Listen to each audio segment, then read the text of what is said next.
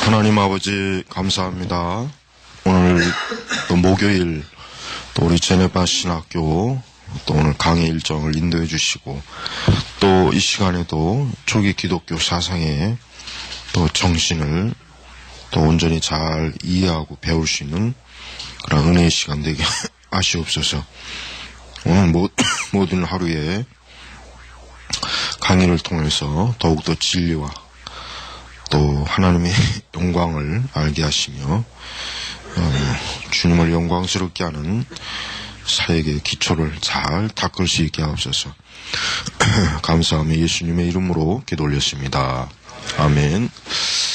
자, 이제 이번 시간에는 초기 기독교, 사실은 여기 기독교 사상의 정신이라고 이렇게 제목을 붙였는데, 그래서 이 정신이라는 말은 좀 내가 볼 때는 그냥 초기 기독교 사상, 사실 이렇게, 아니면 뭐 초기 기독교 신학의 뭐 초기 기독교 뭐 신학 이렇게도 뭐 붙여도 사실 상관없고, 어쨌든 우리가 이제 알아야 될 게 뭐냐면은, 여러분 이거 목차를 보시면은 알겠지만은, 목차를 한번 보세요. 거기 보면은 우리가 이제 교회 역사 속에서 보면 알겠지만은, 기독교라고 하는 것은 하루 아침에 그냥 뭐 뚝딱 이렇게 세워진 게 아니죠. 사실은 사실 유대교 사상도 우리가 사실 좀 배워야 될 필요가 있어요. 사실은 뭐 유대교 사상을 먼저 배우던 기독교 사상을 초기 사상을 먼저 배우던 뭐 순서는 뭐 어느 쪽이든 상관없지만은 유대교 사상도 배워야 될 이유가 있어요. 왜냐하면 우리가 구약 성경 자체가 뭡니까?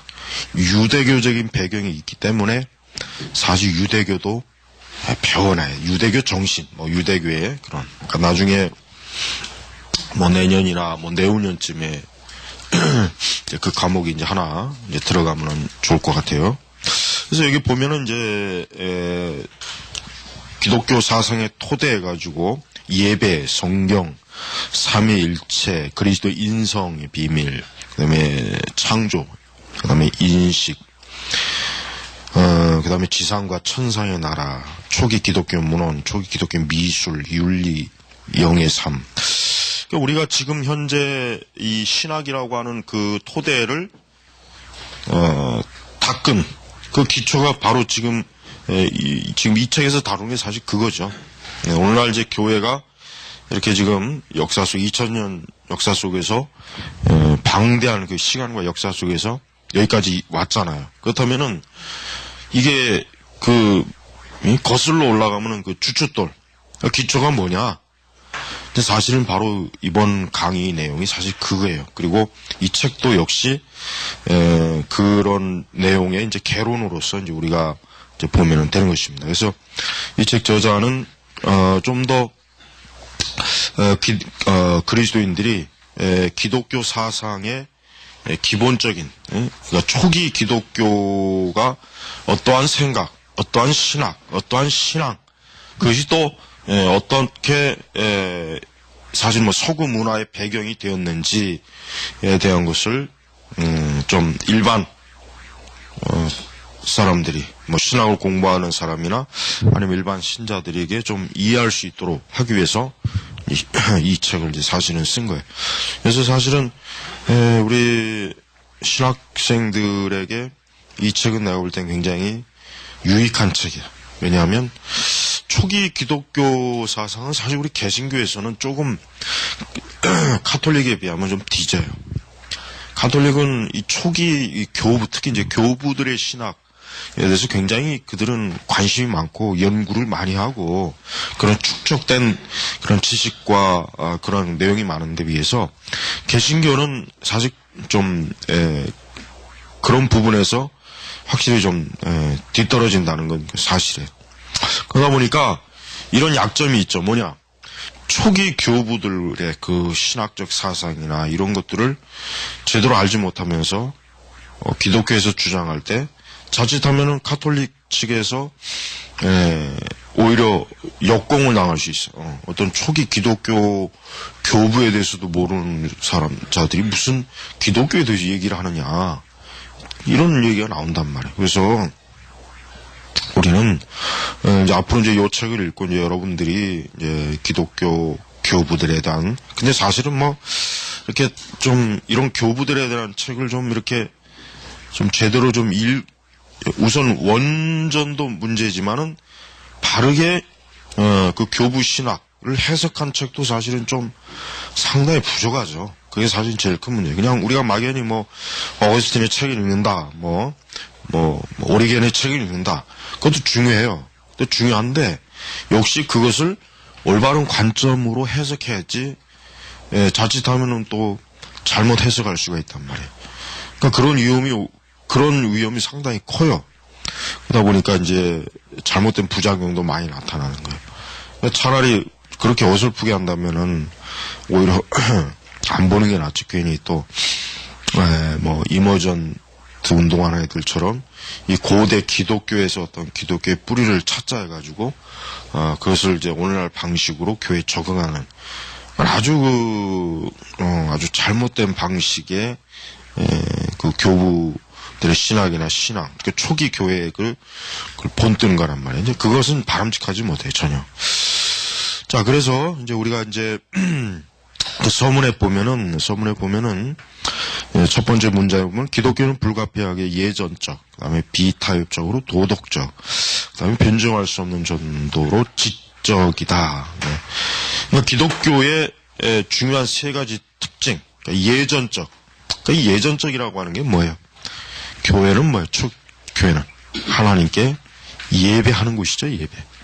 그러니까 초대교회 신자들은 지금 사실 그 초대교회는 교회에 무슨 다양한 프로그램이 있고 무슨 그런 게 없어요. 뭐만 있습니까? 예배. 그 예배 속에 성찬. 그게 전부예요. 그다음에 이제 성도의 교제.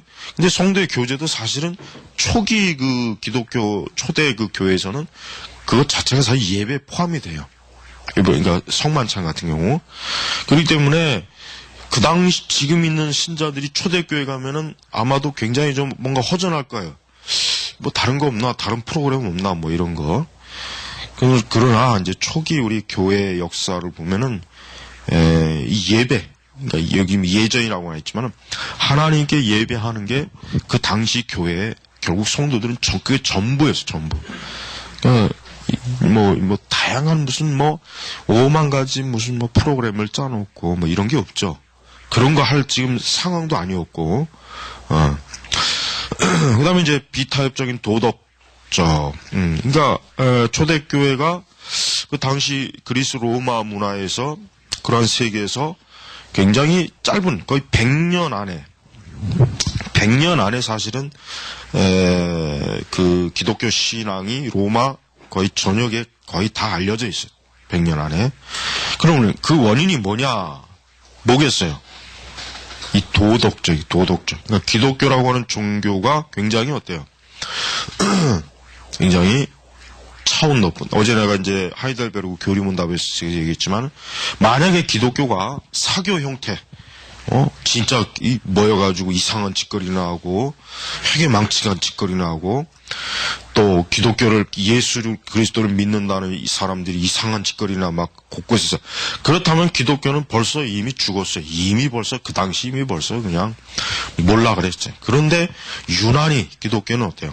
그 당시에 여러 잡단, 그 당시는 다신교 세계니까 그런 그 사회 속에서 이 기독교는 굉장히 특출난 이 도덕적. 예? 근데 이것은 단순히 윤리학에서 나오는 그런 도덕이 아니라, 어때요? 여기 성경에 잘 나와 있죠. 하늘에 계신 너희 아버지 온전하신 것 같이 너희도 온전하라. 즉, 거룩함이에요, 거룩함. 이 경건과 거룩으로 인해서 그 당시 사람들에게 알려진 거예요. 저들은 그 당시 많은 다신교 믿는 사람들의 그 도덕적 삶, 그들의 삶이라고는 굉장히 퇴폐적이고, 방탕, 방종, 무절제, 이런 게 많단 말이에요. 그러니까 그 철학을 가르치는 사람들이 그런 거에 대해서 책망하고 꾸짖고 해요. 하지만 뭐 그런 식 그렇게 책망을 꾸짖는다고 해서 그건 될 문제가 아니죠. 인간이 근본적으로 그 죄가 씻어지고 그리스도 앞에서 나올 때 그때 이게 사람이 그러한 죄의 찌꺼기들, 죄의 그 본성, 악함 이런 게 해결되는 것이지, 그죠? 그러니까 기독교는 그 부분에서 아주 유일하고 독보적인 그런 모습을 보여줘요. 그러니까 세 번째는 뭡니까? 변증할 수 없을 정도로 지적이다. 지적이다. 예. 그러니까 사실 이 책의 내용은 사실 이 세 번째에 거의 많은 이 세 번째 주제에 사실 많은 내용을 지금 담고 있어요. 그러니까 이제 초기 1세기를 지나 2세기, 거의 한 2세기부터는 기독교가 외부 세계에 대해서 기독교가 무엇이냐라고 하는 것을 지적으로 이제는 말해야 될 그런 시기가 이제 2세기부터예요. 그 전까지는 이제 뭐 유대교 안에서 이제 이렇게 퍼져나가고, 그 다음에 이제 그 전까지는 뭐 사실 이제 기독교의 퍼지는 속도가 그렇게 뭐, 급속하지는 않았어요. 어쨌든 퍼지긴 퍼지대. 그러나 그 2세기 이제 들어오면은 기독교가 어때요? 급속하게 자꾸 퍼지면서 이방인들과 이제는 뭐 어때요? 종교적, 또 철학적, 이런 충돌이 불가피하게 되는 상황. 이제는 기독교가 그저 어디 유대 땅 총구석 지방에 그 이상한 뭐 사람이 뭐 죽었다 살아났다더라 뭐 이런 그 로마 교황이 그 얘기를 듣고 아주 그 회개망측한 종교구나. 야, 무슨 뭐 그런 아주 그 이상한 천박한 종교가 있냐 막 교황이 황제가 비웃을 정도로 초기에는 아주 정말 기독교가 진짜 아주 정말 이게 뭐 별 유별난 종교도 다 있다. 뭐 십자가에서 죽었던 자가 3일 만에 살아났다는 등 뭐 굉장히 막 말도 안 되는 그런 그 종교로 받아들여져. 그러나 이제 이게 이제 무시할 수 없을 정도의 세력으로 퍼지니까 이제는 어때요? 이방 세계에서 기독교에 대해서 이제는 굉장히 강하게 경계하는 그런 이제 현상이 나와요. 그래서 이제 바로 그 시점에 이제 기독교가 핍박도 당하는 것이 그런 시점으로 이제 본격적으로 들어오는 거예요, 이제. 그렇기 때문에 이제 그 당시 교회는 어떻게 됩니까?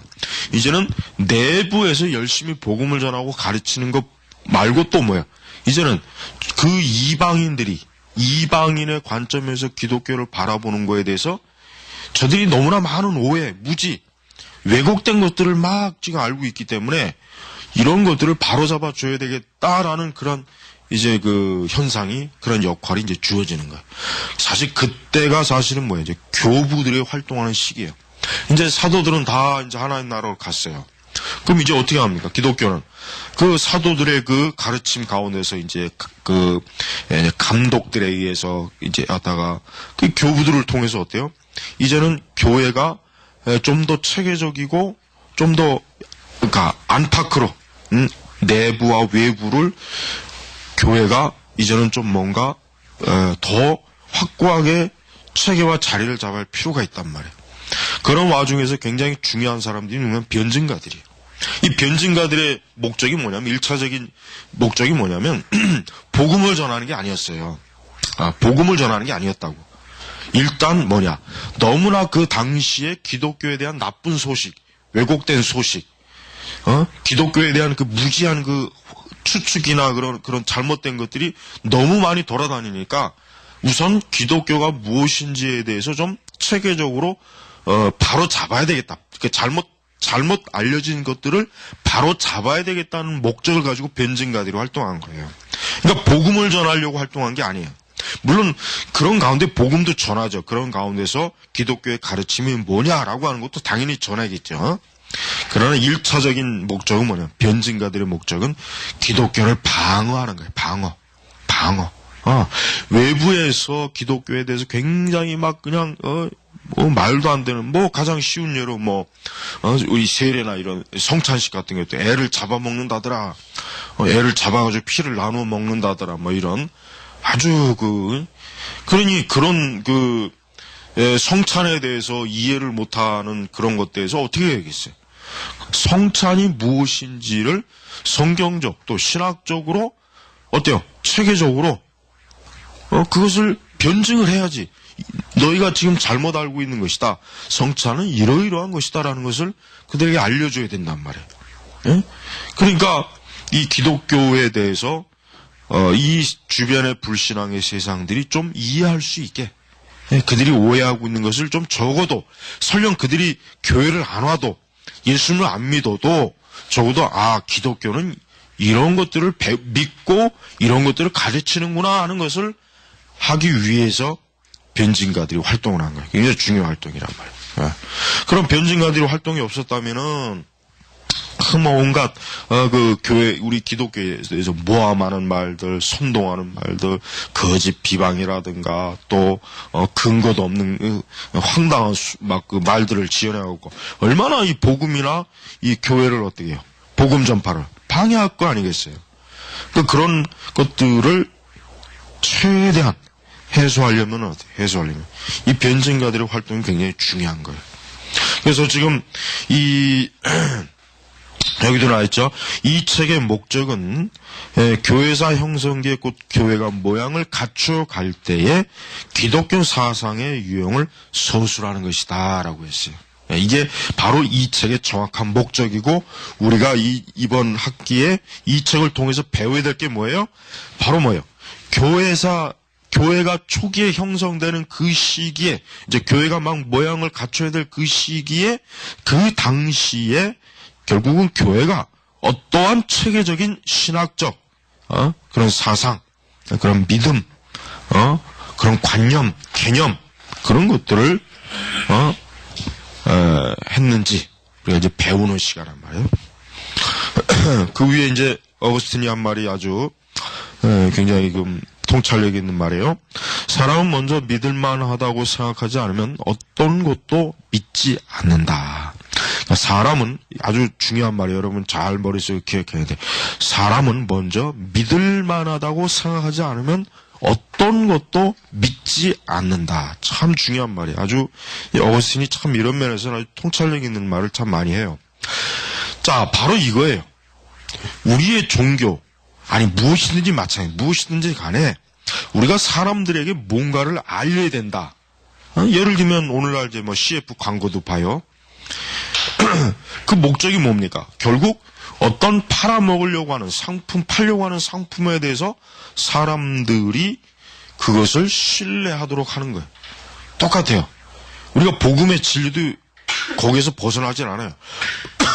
복음의 진리라고 하는 것도 그냥 막연히 예수 믿으세요, 구원받습니다, 이것만 전하면 그거 누가 믿겠어요?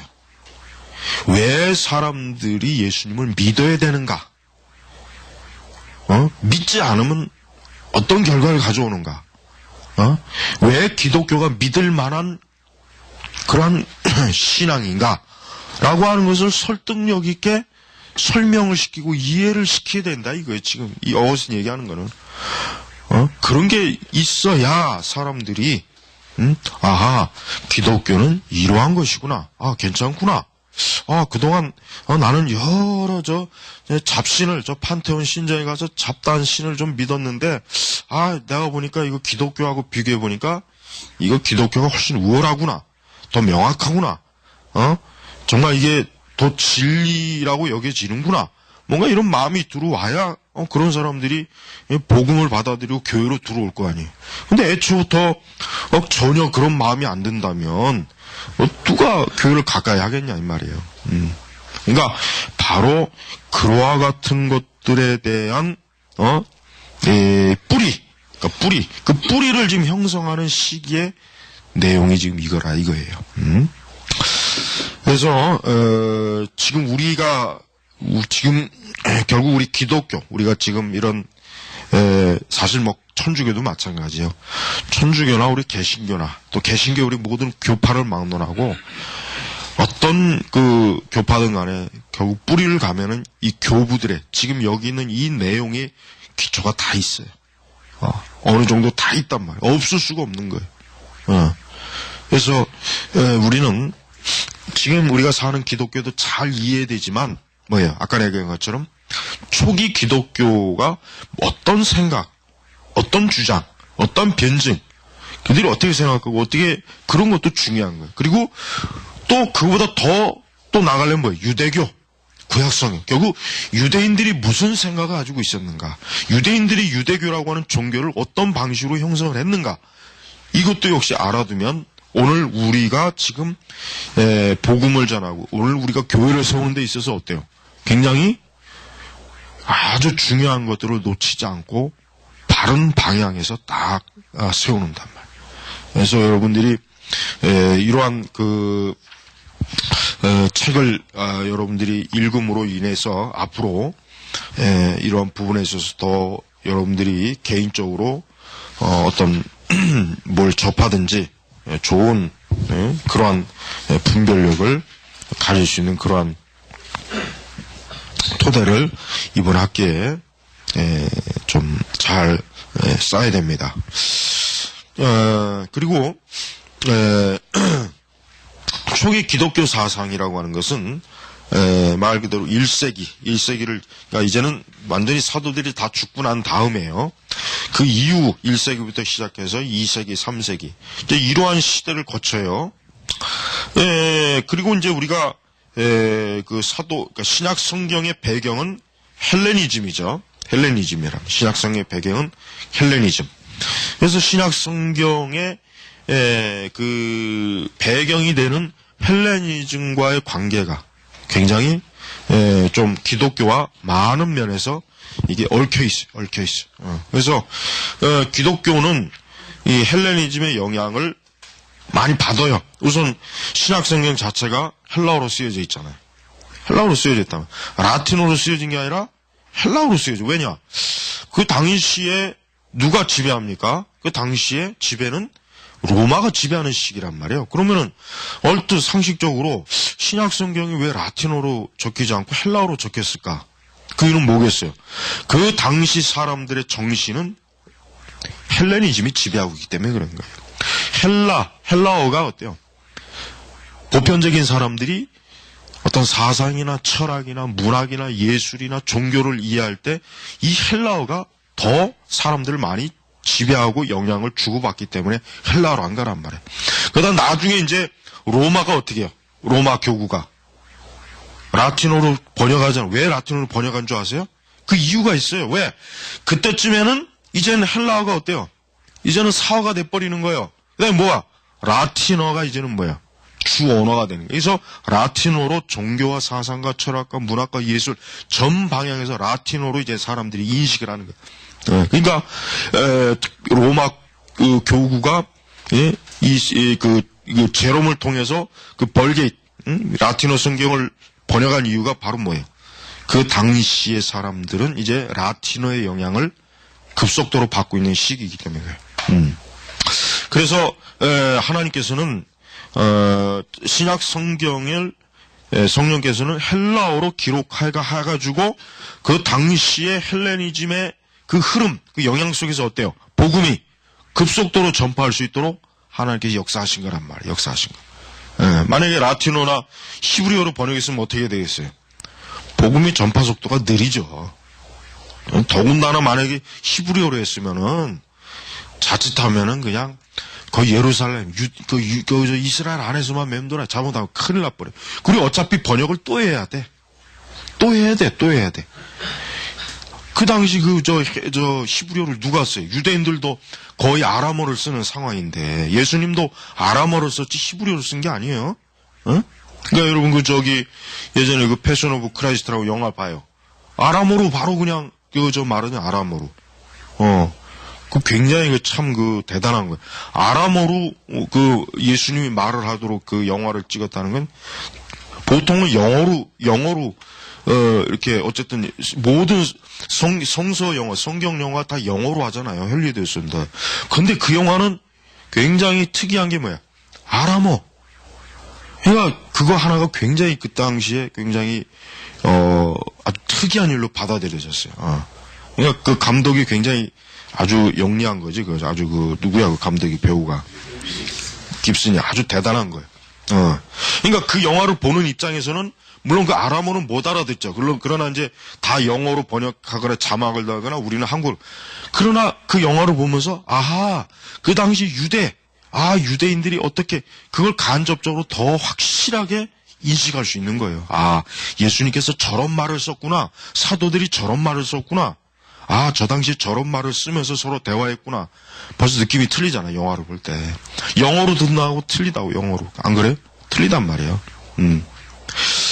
그래서 우리는 이 헬레니즘과의 영향도 굉장히 이제 이 변증가들에게 영향을 많이 끼쳐요. 이제 요게 이제 좀 사실은 좋은 면도 있고 나쁜 면도 있어요. 왜냐하면 우리가 알겠지만은 사실 이제 초기 그 변증가들의 그 글을 읽어보면 알겠지만 지금 우리가 딱 보면은 굉장히 어설퍼요. 허점도 많고 여전히 그 개념 정리도 잘 안 돼 있고 이게 굉장히 특히 오리겐 같은 경우는 여기 뒤에 이제 오리겐 나오지만은 오리겐이 나름대로 굉장히 뭐 기독교의 영향을 많이 준 건 사실이지만 사실 오리겐은 굉장히 좀 불안한 사람이에요. 만인 구원론 비슷하게도 얘기했지. 아주 좀 뭔가 그 생각 자체가 아주 좀 뭔가 이게 이 사람이 이게 진짜 정통 기독교 신학자인가 아닌가라고 하는 이게 좀 뭔가 좀 의심적인 것들을 많단 말이에요. 근데 오리겐만 그런 게 아니라고요. 다른 교부 신학자들도 어거스틴도 마찬가지잖아요. 지금에 와서 우리가 딱 봤을 때 굉장히 그 당시 초기 교부들이 아무리 물론 이제 신앙의 순수성이나 열심히 있었지만 사도들과 근접한 시대에 있지만 어때요? 굉장히 좀 빈약해요. 어설픈 것도 있고 물론 깊이도 있는 것도 있지만 역시 오늘날 우리가 만약에 지금 예를 들면 우리가 조직신학 책을 읽고 우리가 조직신학을 공부하고 조직신학 책을 읽은 상태에서 초기 교부들의 글을 읽어보면은 좀 불안. 아하. 이게 초기에 이렇게 기독교가 초기에 신학이 형성되는 시기는 이랬구나라고 하는 게 금방 딱 드러날 수 있단 말이에요. 그러나 그렇다고 해서 그들을 무시할 수가 없어. 왜? 결국 그들이 있기 때문에 오늘날 신학이 있는 거예요. 그들이 없었다면 신학이 어떻게 있겠어요? 그들이 딱 예를 들면 삼위일체도 그렇고 예수님의 인성과 신성의 교리도 그렇고 이런 니케아 회의에서 니케아 회의에서 공의에서 결정된 교리적인 것은 결국 이미 그때까지의 교부들의 신학을 정리를 한 거란 말이에요. 그러니까 우리가 이 교부들을 무시할 수 없는 거 아닌가? 오리겐이 아무리 헛소리를 좀 해도 오리겐을 무시할 수 없는 이유가 뭐냐면 그가 적어도 연구한 기독교 초기에 그가 책을 200 몇 권을 썼다 그러잖아요. 지금까지 남아있는 책은 다는 아닌데, 당시 200 몇 권을 썼다고. 그러니까 굉장히 책을 많이 쓴 거예요. 18살 때부터 스스로 그냥, 고자가 돼가지고, 고자로 만들어가지고, 오직 하나님 섬기는 데만 전념하겠다고, 굉장히 엄청나게 공부를 신학에 전념을 했다고, 오리겐 같은 경우. 그 오리겐이 쓴 헥사플라, 6개의 언어로 이렇게 딱 성경 대조한 거 봐요. 얼마나 똑똑해. 천재지, 천재. 그러니까 무시를 못 해. 그가 좀 만인 구원론이 뭐니 이라는 얘기를 해도 워낙 기독교 초기 신학에 형성한 게 많기 때문에 무시를 못 하는. 그래서 교회 초기 역사 공부하면은 이 오리겐은 굉장히 비중을 많이 차지하는 사람이에요. 자, 이렇게, 이제 우리가 이제, 알아야 되지만은, 여기 23페이지도 보겠지만은, 자, 우리가 교부, 보통 이레나우스, 아다나시우스, 바실리우스, 키를로스, 크리스토스 토모스, 암브로시우스, 아우구스틴, 그 다음에 오리겐, 그 다음에 또 유스티누스, 이런 초기의 기독교 사상가들은, 참으로, 하나님께서 참 교회, 즉 사도 이후에 교회의 뼈와 교회의 체계를 세우는 데 있어서 굉장히 어때요? 이 사람들의 영향력은 크다라고 하는 것을 알아야 돼요. 그래서 만약에 사실 신학을 하나 자기가 평생 연구한다고 한다면은 교부를 연구하는 것도 진짜 좋은 거예요. 평생 자기가 어떤 하나의 주제를 잡고 연구한다면 이 교부에 대한 것도 연구하면 참 굉장히 참 일생토록 아주 연구할 만한 가치가 사실 있는 거예요. 그래서 우리는 이러한 초기 교부들의 그들이 어떻게 생각하고 어떻게 그들이 철학적, 그러니까 헬레니즘의 영향을 받은 그 철학을 가지고 기독교를 사실은 초기 사상을 형성하는데 많은 역할을 했어요. 그러니까 그러니까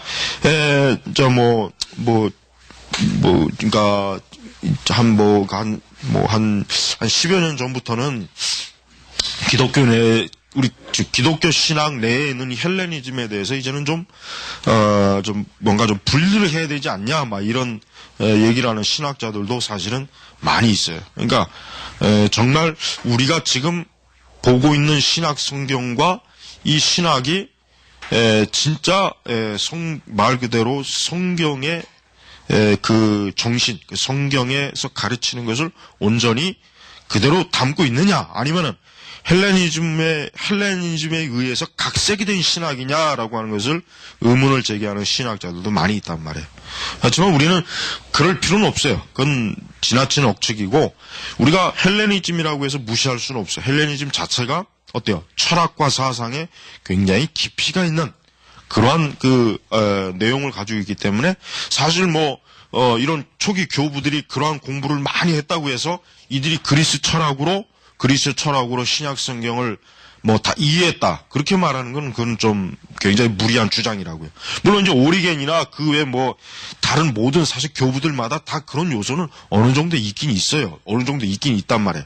그러나 그것이 아주 치명적으로 복음을 변질시키거나 그러진 않았다고.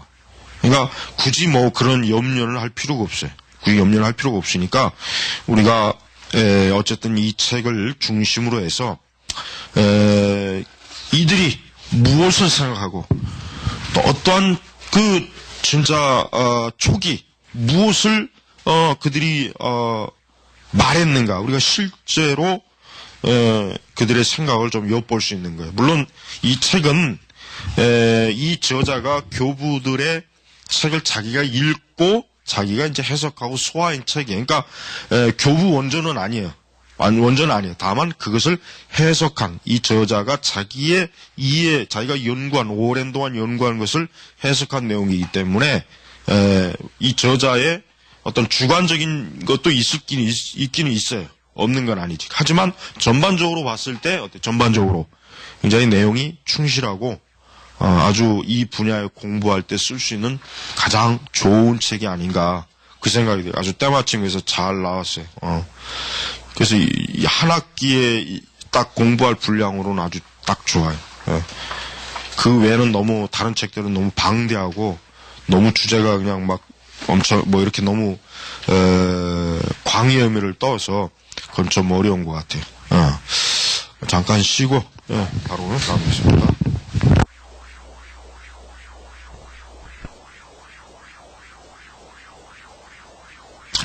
자, 우리 29페이지 쪽으로 가면은, 첫 번째 챕터가 그리스도의 십자가 위에 세워진, 기독교 사상의 토대, 그리스도 십자가 위에 세워진이라고 제목을 이렇게 이제 지었는데, 아까 이제 전반부에서 이제 설명한 것처럼, 기독교가 점차적으로 퍼져나가면서 이제는 어때요? 많은 그 주변의 이방인들에 의해서 이제 관심을 받게 되죠. 관심. 근데 이방인들도 두 종류의 이방인들이에요. 첫째는 유대인. 처음에는 이제 유대교와 기독교가 사실은 거의 하나의 뿌리라고 여겨졌지만, 시간이 가면 갈수록 유대교 쪽에서나 기독교에서나 서로 이제 어때요? 이제는 서로 하나가 아니다라고 하는 것은 가면 갈수록 분명해졌어요. 왜냐하면 유대교는 기독교를 인정을 안 해요. 단호하게 인정 안 하죠. 예수 그리스도는 어떤 율법을 모독하고 하나님을 모독한 신성 모독한 아주 참 악한 자, 십자가에서 죽은 저주받은 자, 막 이렇게 보고 있고, 또 기독교 역시 유대교가 자신들에 대한 그 적대적인 그 다양한 그래서 로마 같은 경우는 그 황제에게 유대인들이 기독교를 기독교를 빨리 어떻게 좀 처리해야 된다고 막 이렇게 옆에서 막 꼬드기고 굉장히 그 좀 기독교에 대한 그 적대적인 것을 이제 유대인에 대한 그 실체에 대해서 이제 기독교가 더 이상 이제 그 부분에 있어서 이제는 하나가 될 수 없다라는 걸 알아요. 그리고 이제 또 하나 이제 중요한 것은 이제 사도들이 죽고 난 이후에는 어떻습니까? 그 교회 구성 멤버들이 유대인들보다는 이방인들이 더 많아지죠. 그게 가장 큰 영향이에요. 그러니까 유대인 처음에는 거의 대부분 다 유대인이었어요. 거의 다. 그다음 이제 헬라파 유대인들. 그러나 이제 사도들이 교회를 이방인 지역에서 개척하고 그리고 점차적으로 더 교회가 이방의 영역으로 이방인의 지역으로 이제 로마 제국이 점점 퍼지잖아요. 그러면은 이제 어떻게 되냐? 이제는 그 교회 구성 멤버들이 이제 유대인이 아니에요. 전부 다 이방인들이 출신들이. 그래서 로마서를 쓸 당시에 이미 벌써 그 로마에 있는 교회 많은 그 교회 구성 멤버들은 이방인들이지 유대인이 아니에요. 유대인은 얼마 차지를 않는단 말이에요. 별로. 그러다 보니까 이제 기독교가 이렇게 이제 그 기독교에 대한 그 뭔가 아주 그 좀 의심 또 의혹 뭔가 좀 기독교에 대해서 아주 좀 나쁘게 보는 그러한 그런 그 시선을 의식하니까 이제는 그런 것들에 대해서 어때요? 뭔가 좀 더 체계적이고 합리적이고 좀 논리적이고 또 이 세상이 좀 이해하고 알아들을 수 있는 그런 형태로 기독교가 뭔가 뿌리를 내려야 되겠다, 알려줘야 되겠다. 이러한 그 작업을 이제 수행합니다. 그러나 중요한 것은 뭡니까? 어떠한 토대 위에서 세워지느냐, 이제 그게 중요해요. 그래서 이 1장의 제목을 바로 그리스도 십자가 위에서라고 쓴 이유가 바로 그거예요. 왜냐? 사실은 변증가들 자신부터가 사실은 어떤 사람이에요? 유대인이 아니에요, 벌써. 변증가들 자신이 벌써 이미 이방인이었다가 복음 전도를 받고 기독교로 들어온 이방인들이라고, 이방인, 정통 유대인이 아니란 말이에요. 그러다 보니까, 자칫하면은, 사도들은 다 유대인이었잖아요. 사도들은. 다 유대인이니까, 유대교에 대해서도 잘 알고, 또, 예수님 자신도 어쨌든 유대인이잖아요, 유대인. 그러니까, 혹 이제 이방인에 의해서 이제 교회가 주도권이 넘어가는 그 상황에서, 과연 이방인들이 기독교에 대해서 정말 제대로 이해할 수 있는가라고 하는 의문이 많이 생길 수 있어요.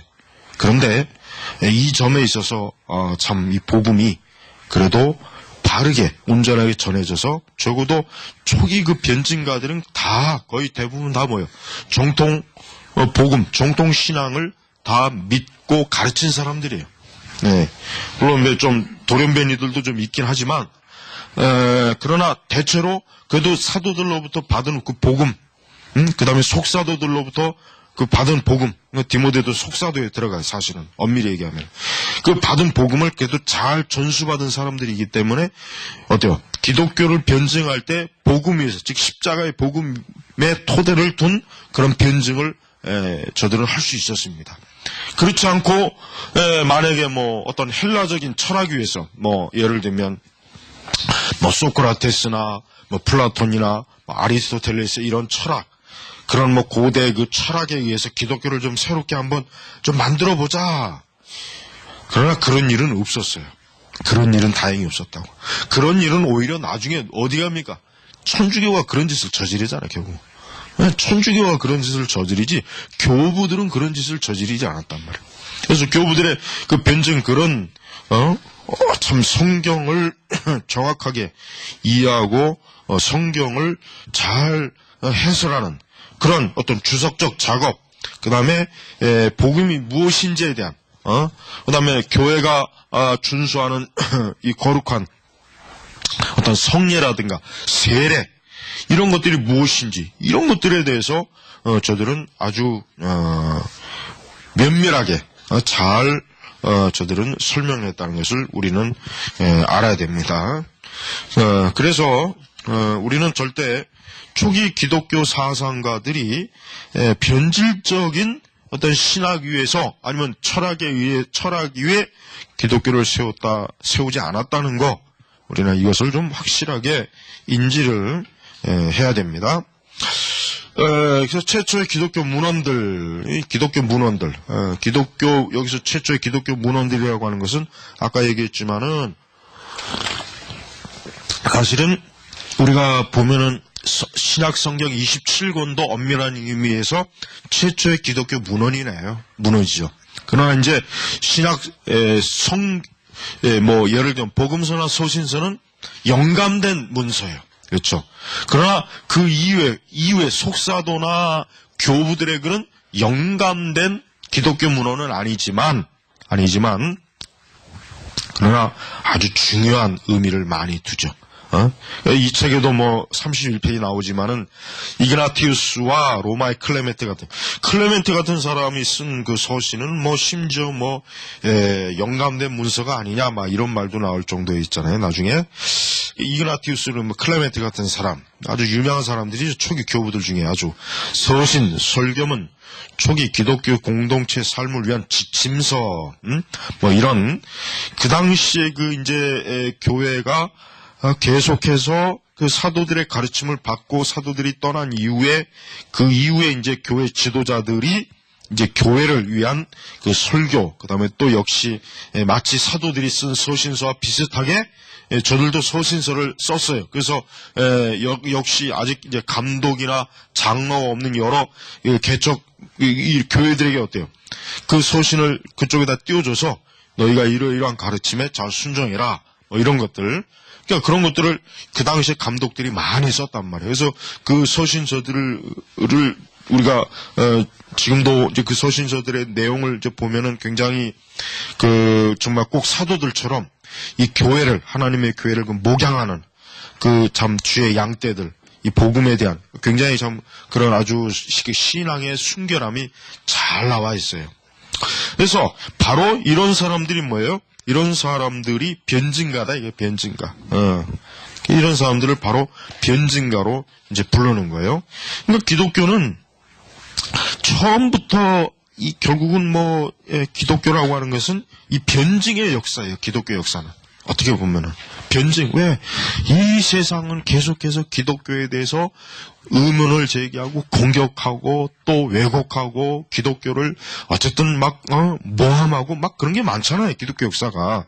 그럼 교회는 역시 그런 거에 대해서 분명히 그런 것들에 대해서 온전히 정당하게 그런 부분들에 대해서 변증을 해야 될 필요성이 있기 때문에 기독교의 역사는 이 변증의 역사라고 하는 것은 사실은 틀림이 없어요. 그래서 기독교가 여전히 곳곳에 뿌리 내려야 되고 퍼져야 되는 상황 속에서 교회가 거침없이 이 복음을 전하고 세워지려면은 교회를 향한 적대적인 이 세대의 그 시대의 그 반대 여론, 그러한 어떤 지식, 그러한 어떤 반대적인 성향의 사람들이 기독교를 오해하지 못하게 그렇게 했어야 돼요. 그래서 우리가 32페이지 위쪽에 보니까 이런 말이 있어요. 로마 총독이었던 플래니우스는 기독교를 지나치게 오랜 동안 진행되는 외국의 타락한 신흥 종교. 그러니까 그 당시 그 로마 사람들이 보기엔 기독교는 마치 오늘날 우리가 보는 것처럼 무슨 신천지 같이 무슨 이 통일교 아니면 무슨 그냥 이상한 어디서 근본도 없는 그 종교. 여기서 뭔가 외국의 타락한 신흥 종교라 그러잖아요. 그러니까 이 로마 총독 플리니우스 같은 사람이 볼 때는 이 기독교는 아주 자기들의 그 로마의 그 다신교 신앙에 비하면은 실체가 없고, 그리고 일단 기독교의 특징이 뭐예요? 형상이 없잖아요, 형상이. 근데 거대한 예배당이 없죠. 어떤 의식을 집전하는 건물이 없다고. 예. 그러니 그런 것도 그 장엄한 우상과 형상과 의식 건물에 둘러싸였던 사람들이 기독교가 뭐냐 했는데 보이지 않는 하나님 십자가에서 죽으시고 부활하신 예수님 믿어라. 그분이 어딨냐? 보여줘봐라. 그러면 형상을 만들면 안 된다. 형상이 없다를. 그러니까 이 사람들에서는 이해가 안 되는 거예요. 도대체 이들이 믿는 신이 뭐냐? 뭐 이렇게 형상이라도 있어야, 자기네들의 그 판테온, 그 로마의 신전에 가보면 주피터의 신상도 있고, 5만 가지 다 있잖아요. 어쨌든 눈으로 보고서, 그 신에 대한 뭔가 어떤 공견한 뭐 이런 게 있는데, 기독교는 어때요? 일단 의식을 할 수 있는 어떤 오늘날 그러니까 어떤 거대한 성전 그런 것도 없이 다 뭡니까? 가정에서 모였잖아요. 가정에서 모였으니, 예? 진짜 로마 사람들이 이 로마의 정치가들이 볼 때는 저것들이 혹시 반란을 꾀하는 무리들이 아닌가? 좀 위험하게 본 거예요. 집에서 모여가지고 지들끼리 모여서 몰래 어떤 의식, 성찬, 성례. 그것도 저게 뭐 하는 짓인지 모르죠. 당연히 이해가 안 되겠지.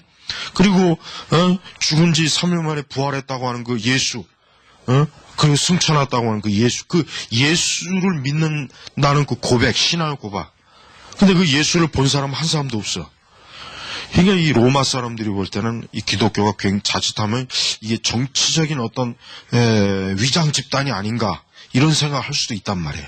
그래서 이 플리니우스가 이렇게 외국의 타락한 신은 종교라고 이렇게 폄하하는 것은 기독교가 뭔가 그 당시까지도 여전히 기독교는 일반 대중들한테 잘 알려지지 않은 소수의 종교였다는 거예요. 소수의. 예. 그리고 어떤 기독교에 대한 어떤 이런 여러 실체들이 잘 이렇게 알려지지 않았기 때문에 저들이 뭘 믿는지, 뭘 가르치는지에 대해서도 여전히 잘 알려지지 않은 거예요. 그래서 이런 말을 한 거란 말이에요. 응? 이제 최초의 변증가로 이렇게 불려지는 유스티니우스, 순교자 유스티니우스. 이 사람은 역시 이제 나중에 성인이 된 다음에 이제 그런 이제 그리스도인이 된 사람이요. 그러니까 구약적 배경이 없어요. 유대인이 아니란 말이에요. 그러다가 이제 거의 성인에 들어설 무렵에 이제 복음을 듣고 예수님을 믿고 그런 다음에 이제 유스티니우스는 애초부터 이제 철학에 좀 관심을 가졌던 사람이기 때문에 자기가 성경을 읽고 또 복음을 읽으면서 뭔가 기독교를 방어할 수 있는 뭔가 책을 하나 써야 되겠다 그런 생각에서 뭔가 이 트리포와의 대화 이 책을 쓴 거죠. 이 트리포와의 대화를 통해서 기독교가 무엇인지, 기독교가 어떠한 것을 가리키는지, 이런 전반적인 것들을 이 유스티니우스는 자기의 책에 담았어요. 자기의 책에 담아서 그는 그 당시 자신들의 그러니까 어떤 철학을 공부하는 사람들에게도 역시 기독교 신앙을 변증할 수 있도록 그런 생각을 가져서 이 책에는 좀 그러한 철학적인 그런 관점에서 기독교를 소개하는 그런 내용이 많이 있습니다. 그래서 우선 유스티누스 자신이 이 복음의 그러니까 하나님의 진리에 대한 그 이해는 우선 그 자신이 성경 자체에 대한 깊은 이해를 바탕으로 그는 나온 것입니다. 그는 결코 철학으로 자기의 신앙을 표현한 게 아니에요. 성경 그 자체, 하나님 말씀 그 자체를 가지고 그는 기독교를 소개했어요. 그래서 34페이지 보니까 기독교는 뭐랍니까? 일단 하나님은 1차적으로 역사 속에서 벌어진 사건들을 통해 알려진다. 어떻게 하나님이 알려지는가에 말할 때 성경은 통찰이나 깨닫고 증명에 대해 좀처럼 말하지 않나. 오히려 하나님이 나타나셨고 무언가를 행하셨으며 자신을 보이셨고 누군가에게 말씀하셨다. 그러니까 하나님의 존재에 대한 인격적 존재에 대한 확고한 드러냄. 그러니까 다른 종교나 철학은 어떤 그 종교나 철학을 어떤 중심적 어떤 대상이 없어요. 그게 문제란 말. 그래요. 다신교도 마찬가지, 철학도 마찬가지예요. 근데 기독교는 살아계신 하나님, 또 그 하나님의 아들 예수 그리스도께서 이 땅에 오셔서 친히 이 땅에서 어떤 시간을 보내고 난 다음에 뚜렷한 그분의 발자국, 그분이 십자가에서 죽으신 이 실체가 있잖아요. 실체가. 그러니까 그것을 변증하는데 아주 강하게 내세울 수가 있는 거예요. 응? 그래서 하나님을 향한 길은 논쟁이나 증명이 아니라 분별과 신앙, 그 사건들 속에 드러나는 것을 볼 수 있는 능력. 또 뭡니까? 중요한 게 그것들에 대해 증언하는 사람들의 말을 신뢰할 준비를 시작된다. 그 증언자. 저부터 기독교는 이 증언자의 역할이 참 큽니다. 우선 사도들 자신이 증언자예요. 사도들 자신이 예수님을 친히 목격했고 그분의 말씀을 들었고 그분이 부활하시고 죽으시고 부활하시고 승천하신 것을 직접 목격한 사람들이에요. 그러니까 그 사람들은 자기 자신들 자체가 뭐야? 하나님의 말씀을 증거하는 증언자로서의 그 사명을 그들의 생전에 부지런히 그리고 사실 그들의 입장에서는 뭐 성경이라고 해봐야 아직 형성이 되기 전이기 때문에 이제 구약 성경은 가지고 있었겠지만 그런 엄밀히 얘기해서 신약 성경은 사실은 뭐 극히 뭐 그냥 짤막한 뭐 서신이나 그런 거의 대부분 뭡니까? 자기 자신이 보고 들은 것을 목격한 것을 증언하는 그런 방식으로 어때요? 복음을 전한 거예요. 복음. 예. 그러니까 유스티누스도 바로 그겁니다. 유스티누스도 어떤 기독교 복음에 대해서 알려질 때 어떤 인간의 어떤 이성, 논쟁, 증명 이것보다는 그 전에 먼저 뭡니까? 실제로 그것을 믿는 그들의 믿음, 신앙, 직접 목격한 사람들의 증거, 증인 이런 것들에 대해서 굉장히 어때요? 중요시 여겼다는 거예요. 응? 그래서 유스티누스는 초기 기독교를 변증하는 사람으로서 자기 자신이 결국은 하나님의 진리에 대해서 결국은 절대적인 신뢰, 믿음을 그가 얻었기 때문에 그는 그가 원래 배우려고 했던 철학이 아니라 기독교에 대한 어때요? 기독교 신학자로서의 역할을 이제는 최초로 하게 됩니다. 그러니까 이 교부들은 사실은 신학자입니다. 신학자이면서도 목회자이지만 사실은 신학자의 역할이 더 커요. 그래서 초기에 기독교 신학을 형성하는 데 지대한 공로를 사실 이들이 하게 되는 거예요. 그래서 유스티누스는 어떤 철학적인 지적 냉랭함만을 증거하지 않았습니다. 결국 뭡니까? 여기 보니까 애정의 중요, 그러니까 하나님에 대한 사랑. 사실 유스티누스 자신도 결국은 하나님의 진리에 대한 지식도 지식이지만 결국 살아계신 하나님에 대한 그 인격적 관계, 그게 유스티누스를 사로잡은 거예요. 그래서 부인할 수 없는 거예요. 그래서 결국 어떻게 됩니까? 나중에 순교하잖아요. 결국은 유스티누스도. 그래서 순교자 유스티누스. 왜요? 어떤 지식만 가지고 순교할 수 있는 사람은 없어요. 지식만 가지고 순교할 수 있는 사람은 없단 말이에요. 그 갈릴레오가 그래서 그 로마 교황의 그 로마에서 재판장 앞에서 자기의 그 과학 이론을 철회한 거 아니에요. 사실 그게 맞지. 그러면서 뭐 그가 나오면서 그래도 지구는 돈다 뭐 이런 말을 했다는 뭐 전설이 있지만 그 거짓말이고 뭐예요? 어떤 지식이나 철학을 때문에 죽음을 받아들인 건 아니에요. 확고한 어때요? 믿음이야, 믿음. 소크라테스도 그런 면에서 자기의 철학적인 믿음에 의해서 죽은 거지 단순히 지식만 가지고 죽은 건 아니에요. 그랬다면 그가 이 감옥에서 벌써 이미 몰래 빠져나가서 살았지 뭐 하려고 거기서 독배를 마시겠어요. 그러니까 유스티누스 자신도 마찬가지예요. 자기 자신이 이 기독교 신앙에 대한 확실한 증언을 할 수 있을 만큼 하나님에 대한 절대적인 사랑, 그리스도의 사랑 이거를 그가 알았다 이거예요. 그가 확고하게 믿었다 이거예요. 그래서 유스티누스는 165년 로마의 신에게 경배하기를 거절했다는 이유로 죽임을 당했다. 165년이면은 유스티누스가 회심한 그 시기를 보자면은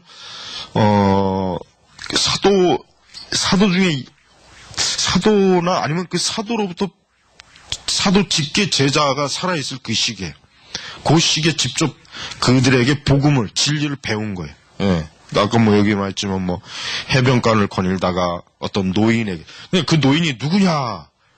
그 노인이 누구냐? 분명히 뭐 뻔하죠. 뭐 속사도나, 응? 아니면 사도는 아니겠고, 사도까지는 아닐 것 같아, 아무래도. 어쨌든 유스티누스는 참 기독교가 초기에 형성하던 그 시기에 이 트리포와의 대화라고 하는 이런 책을 통해서 어때요? 기독교를 초기부터 어때요? 변증하는 일에 자기 자신의 부르심에 대한 그 사명을 감당한 것입니다. 자, 다음 이제 넘어가면은 이제 우리가 또 이제 어떤 현상이 나와요? 그러면은 우리 기독교 측에서만 변증하는 게 아니죠. 여기 그 유명한 켈수스의 뭐예요? 이 켈수스 역시 아주 기독교의 적대적인 그런 그 문헌을 이 사람도 그걸 써서 당시에 그 우리 기독교에 대한 그 왜곡된 그 관점을 그 당시 세계에 퍼뜨리는데 아주 좀 많이 활약을 했어요. 그래서 이 켈수스 자신은 기독교라고 하는 어떤 종교, 기독교라고 하는 종교가 켈수스가 보기에는 좀 뭔가 좀 미심적이다, 뭔가 좀 이해할 수 없다, 저들의 어떤 실체 자체에 대해서 굉장히 뭐 여기 30페이지 나오죠. 30페이지 중반에 보면은 켈수스는 신랄하게 조롱하고 비웃는다. 하나님의 입장에서 그렇게 비천해진 목적이 뭐냐? 인간들 안에서 무슨 일이 벌어지는지 알아보기 위해서 하나님의 모든 것을 알지 못한단 말인가? 이런 식으로 그리스도인들에게 도전하면서, 그러니까 예수님의 성육신이죠. 아니 뭐 하려고? 아니 하나님이 전지전능하다면 뭐 하려고 성육신 굳이 불편하게 사람 몸을 이 땅에 입고 왔냐? 이게 지금 조롱하는 거예요, 굉장히. 그러니까 이 켈수스 같은 사람도 이렇게 이제 그 당시에 이제 기독교에 대해서 굉장히 좀 아주 폄하하는, 그리고 우선 켈수스 자신이 이 종교에 대한 그 관점이 영적인 것을 몰랐어요. 영적인 걸, 켈수스는 일단 그 당시 고대 철학자들과 똑같이, 즉 어떤 신에 대한 것을 사람이 인식하려면 그 정신, 그 지식, 어떤 지식의 감각, 뭐 이런 것들을 통해서 안다. 그러니까 종교 자체도 철학적 관점으로, 철학적인 방식으로 이해해야 된다는 그런 생각을 이 켈수스는 가졌는데, 기독교는 어때요? 그게 아니란 말이에요. 기독교는 영적인 거예요, 영적인 거. 그러니까 보이지 않는 하나님을 믿고 그분이 말씀하신 계시의 말씀을 믿는 것. 그러니까 켈수스가 보기에는 기독교가 굉장히 어때요? 좀 무지하고, 뭔가 뚜렷한 지식이 없이 막연히 어떤 허황된 종교적 열심만을 가지고 뭔가 믿는 거 아니냐, 이런 의심을 그가 하게 되는 거예요. 우리는 이런 어떤 기독교 자체에 반대적인 그런 지적인 활동도 있었고, 또 역시 거기에 또 상응하는 역시 뭡니까? 상응하는 기독교를 옹호하는 그런 관점에서 그는 또 그러니까 그런 관점에서도 책을 쓴 이런 내용도 있습니다. 그래서 우리는 이 복음에 대한 결국은 가장 중요한 것은 결국은 이 기독교가 그렇게 증거하고자 하는 가장 핵심이 뭐예요? 복음. 이 복음에 대한 것이 결국 뭐냐라고 하는 것을 당시에 기독교의 적대자들은 사실 복음 자체를 전혀 그들의 그 철학이나 지성으로는, 감각으로는 이해를 하지 못했기 때문에 사실 부정할 수밖에 없는 거예요. 근데 켈수스가 이제 서기 170년경에 기독교의 반대 책을 썼고 몇 세대 동안 아무런 반응도 불러오지 못했는데, 이제 드디어 가장 그 교회사 속에서 용감하고 독창적인 사상가 알렉산드리아의 오리게네스가 켈수스의 참된 교리에 대한 반박서를 이제 그가 저서 이렇게 바로 켈수스에 대항하여라고 하는 것이죠. 이 책은 이제 어거스틴이 하나님의 도성 나오기 이전의 책으로서 하나님의 도성이 나오기까지 사실은 또 거의 이와 비슷한 그 수준의 우리 기독교에 대한 효과적인 변증서라고 사실은 그래 좀 평가를 받고 있어요. 그러니까 여기 보니까 잠깐 토마스 제퍼슨이 켈수스에 대항하여라고 해서 그리스어판과 프랑스판을 이제 두 가지를 다 보유하고 있다, 소장하고 있다 이렇게 나오죠. 그래서 이제 오리게네스 자신도 이 켈수스가 이 기독교에 대한 뭔가 지적으로 기독교를 조목조목 반박하는 것에 대해서 오리게네스 자신도 역시 그와 동일한 그런 지적인 방식 또 좀 더 광범위한 그러한 여러 논점을 통해서 그도 역시 기독교는 켈수스가 말한 것 같은 그러한 이상한 그러한 잘못된 그가 말한 그런 실체와 이해할 수 없는 그런 종교가 아니라 기독교라고 하는 것은 철학 위에 존재하는 참으로 참 하나님의 그 살아계신과 영광, 하나님을 아는 지식 이것을 드러내는 아주 영광스러운 종교다. 이런 내용으로 그도 역시 이제 반박을 합니다. 일단 오리게네스 자신이 이 켈수스에 대항하여 그 책은 248년 당시 그는 60대 초반이었죠. 그는 254년에 이제 순교했어요. 그러니까 거의 그 생애 말년에 이 켈수스에 대항하여라고 하는 책을 쓰면서 그런 성경 곳곳에서 하나님 말씀을 통해서 켈수스의 그 잘못된 철학적 논증이나 이런 것들을 좀 파헤치는데 많은 역할을 했습니다. 자, 오리게네스는 하나님을 아는 지식이라고 하는 것은 뭐예요? 하나님을 아는 지식이라고 하는 것은 단순히 인간의 지적인 어떤 정신적 활동의 산물이 아니다. 참으로 하나님을 아는 것은 실제 이 인간 역사 속에서 오신 그분 예수님, 그 예수님에 대해서 기독교는 얘기하는 것이다. 그러니까 그 예수님을 인식하고 깨닫기 전에는 기독교는 알 수 없다. 그러니까 켈수스가 말한 그런 그 내용은 굉장히 그 내용 자체가 사실은 그 스스로가 기독교를 제대로 이해하지 못했다고 하는 하나의 증거로 그는 이제 반박을 합니다. 그래서 오리게네스는 성경 곳곳에 있는 말씀을 통해서 켈수스의 그런 주장들에 대해서 좀 강하게 비판을 합니다. 자, 오리게네스는 이와 같이 자기 시대의 기독교에 대한 그 반대적 그런 주장이나 또 책들 이런 것들에 대해서 많이 변증을 많이 했습니다. 그래서 그는 나름대로 그는 하나님에 대해서 사람들이 그 당시 기독교에 대해서 좀 더 많은 사람들이 올바른 방식으로 좀 하나님을 이해할 수 있으면 좋지 않을까 이러한 생각을 했어요. 자, 이렇게 오리게네스나 이런 유스티누스 이런 사람들이 사실은 이렇게 초기에 복음을 변증적 방식으로 이렇게 효과적으로 방어하는 가운데 기독교는 어때요? 기독교는 신학의 초기가 이제 형성이 되는 거예요. 신학. 이 신학이라고 하는 것이 사실은 그래요. 신학이라고 하는 것이 처음부터 무슨 신학을 우리가 하자 해서 사실은 신학이 생긴 게 아니죠.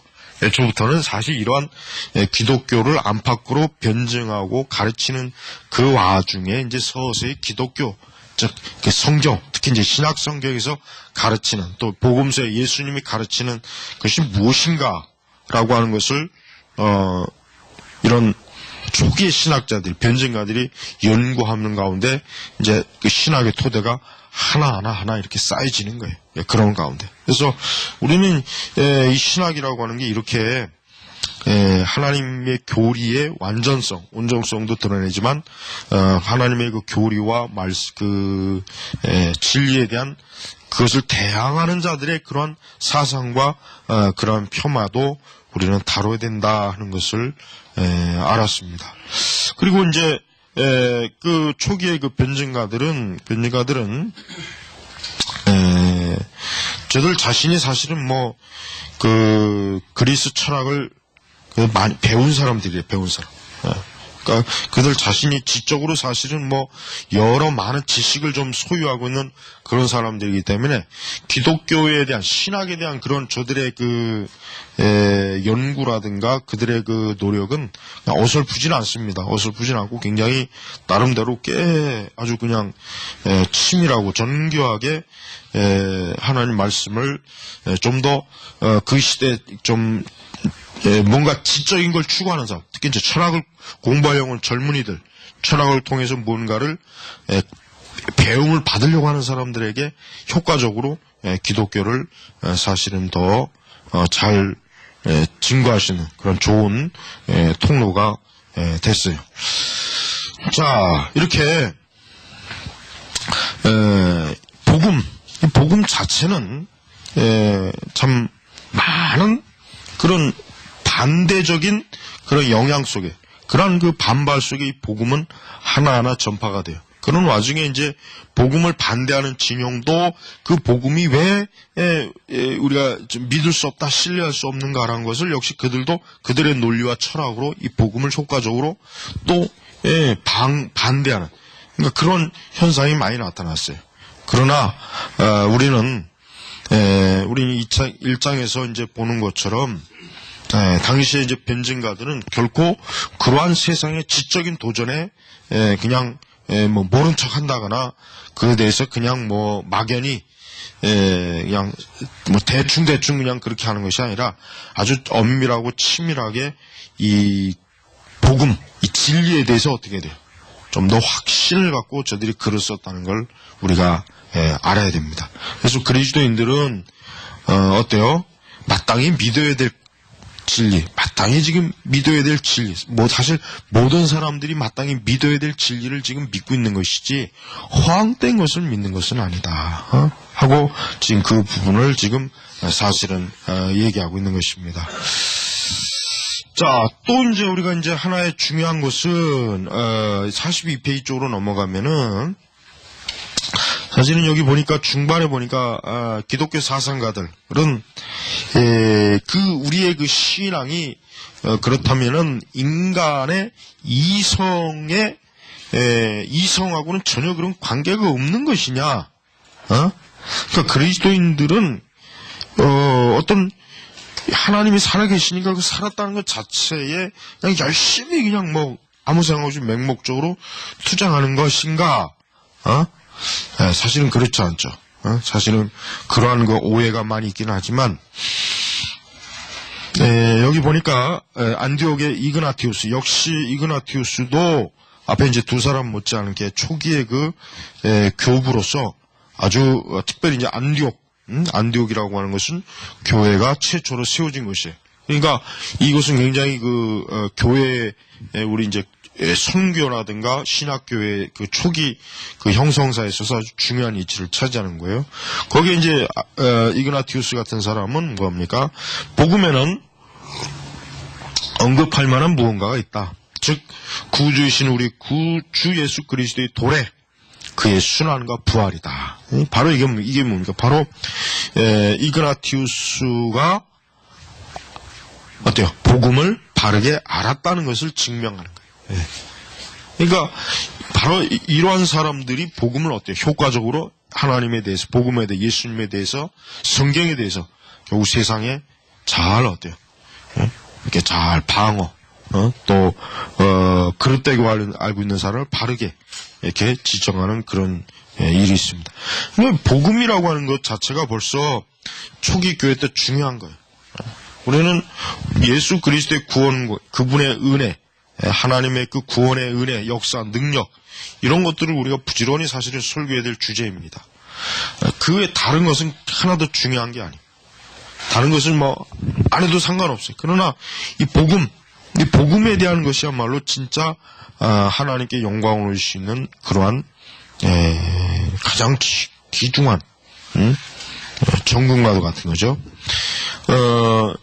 자, 이렇게 이제, 초기의 그리스도인들은 하나님의 그 거룩함이 예수 그리스도를 통해서 나타난다는 것을 저들이 아주 굉장히 그것을 크게 비중을 차지하는 거라는 걸 그들은 잘 알았어요. 그래서 예수 그리스도께서 이 땅에 오셨다라고 하는 것, 예수님이 이 땅에 오셨다라고 하는 것을 유스티누스는 뭐라고 표현하냐? 이 성이 인간이 되어 예수 그리스도라고 불렸다라고. 이제 사람들은 다른 것들로부터가 그리스도가 아니라 그리스도로부터 다른 것들을 추론했다. 그러니까 이제는 예수 그리스도를 중심으로 이 세상의 사물, 이 세상의 만물, 이 세상의 것들을 어때요? 설명하는 관점이 바뀐 거예요. 전에는 이제 자기들의 철학의 관점으로 세상을 봤죠. 그러나 이제 이런 변증가들이 이제는 예수님, 하나님을 아는 그리스도라는 지식을 통해서 어때요? 세상을 바라보는 거예요. 그러니까 그 전까지는 철학을 가장 숭배했던 사람들이 이제는 뭐예요? 복음, 그리스도의 진리, 하나님의 구원의 이 역사, 경륜, 이런 영광스러움에 저들은 더 굉장히 많이 마음을 거기에 완전히 주게 되는 거예요. 오리게네스는 복음서에 대한 자신의 주석에서 설명했듯이 복음서라는 말은 적절한 의미에서 예수의 행동, 순환, 언행에 대한 서사를 포함한 책들을 일컬은다. 하지만 이러한 서사는 실제로 발생했던 것 그냥 보고서가 아니었다. 복음서는 청중이 보고된 것을 받아들일 때 기뻐하게 만드는 이야기다라고 그는 쓴다. 그것은 나사렛 예수라는 특정한 인물을 중심으로 한다. 하지만 켈시스 깨달았듯이 하나님이 주인공이다. 주인공. 그러니까 복음의 주인공은 하나님이다. 복음의 주인공은 하나님이다. 자, 이렇게 변증가들의 기본적 신앙의 토대는 어때요? 복음이에요. 예수님이에요. 이게 바로 초기에 그 교부들이 그 교회를 그래도 바른 토대에 의해 세워놨다 하는 것을 우리가 알 수 있는 아주 유일한 하나의 증거가 될 수 있습니다. 그래서 우리는 이러한 즉 예수님을 믿기 이전의 철학자로서 막 이 세상을 그냥 막 살펴왔던 사람들이 이제는 그 모든 것 위에 이 세상 모든 만물 위에 하나님이 계신다. 그래서 그 로마서 1장 21절에 그의 보이지 아니하는 것들이 그가 만드신 만물에 분명히 보여 알졌나니, 또 시편 19편 1절에 하늘이 하나님의 영광을 선포하고, 그러니까 하나님을 모든 피조물과 모든 우주의 만물을 통해서 하나님을 인식할 수 있다는 것은 그만큼 이제는 성경의 가르침이 확고하게 들어왔다. 이제 그렇게 알 수가 있는 것입니다. 자, 우리는 오늘 이제 첫 시간을 통해서 이와 같이 이제 그러니까 초기 기독교 사상에 있어서 중요한 같은 오늘 우리 시대 기독교의 가장 뼈대 중심적인 되는 것을 이 초기 사상가들이 털을 이렇게 닦아놓은 것을 우리가 알 수 있어요. 여러분도 이제 이번 학기에 이제 이 책을 보게 되면은 좀 더 우리 자신이 어떠한 지금 토대 위에서 서면서 앞으로 어떻게 나아가야 되겠구나, 어떻게 이 복음과 또 이 세상과 우리 주변을 둘러싼 이런 세계와 어떻게 우리가 진리의 관계를 바르게 해야 되겠구나 하는 것을 아마 여러분도 이제 충분히 알 수 있으리라 생각합니다. 그래서 이걸 잘 이제 다음 시간에 이제 한번 더 빠른 속도로 한번 신속하게 이 과목을 나가겠습니다. 네, 됐습니다.